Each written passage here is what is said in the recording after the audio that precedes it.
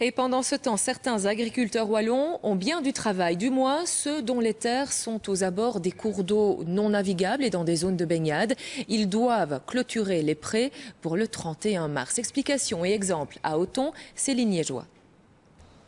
Othon, son kiosque, son pont et sa zone de baignade très prisée durant l'été. Pour garantir et protéger la qualité de l'eau, plus question pour les vaches de brouter au bord des rivières. Les bactéries, les micro-organismes qui sont présents dans les matières fécales se retrouvent dans le cours d'eau et peuvent avoir des conséquences sur la santé publique pour les baigneurs qui viennent ici dans la zone de baignade. À 6 km en amont, une grande partie de ces terres sont déjà clôturées. Il faudra terminer le travail avant la fin de ce mois, mais pour cet agriculteur, ce n'est pas un problème, c'est même une nécessité. Le long des ruisseaux, etc., elles abîment, alors il y a des parasites qui se mettent dans les herbes, la douve par exemple. Donc il faut traiter le bétail en hiver contre des parasites qui ne seraient pas présents si c'était clôturé.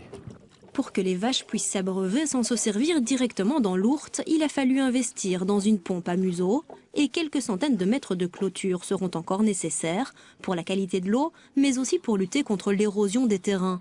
En piétinant, les vaches dégradent les berges qui s'érodent et la rivière ne cesse de s'élargir. Quand on voit la largeur maintenant de l'érosion, en place à atteint 6 mètres. Qu'un ruisseau normal, normalement c'est 1 mètre, 1,50 m. Si on ne fait pas ça, dans 10 ans, le ruisseau il fait 10 mètres de large. Au total, 150 km de berges wallonnes doivent être clôturées dans les zones de baignade et en amont de celles-ci. Pour bénéficier des subventions, il faut faire une demande, pas toujours simple. Pierre Pirotte aide les agriculteurs à remplir les dossiers.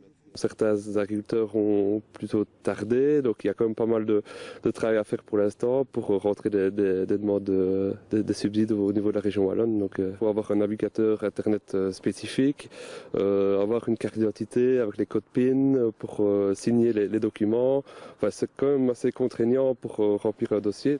La FUGEA, le syndicat agricole, a bien accueilli la mesure, mais rappelle que l'effort doit être collectif. La qualité des eaux est l'affaire de tous, riverains ou touristes, pas uniquement des agriculteurs.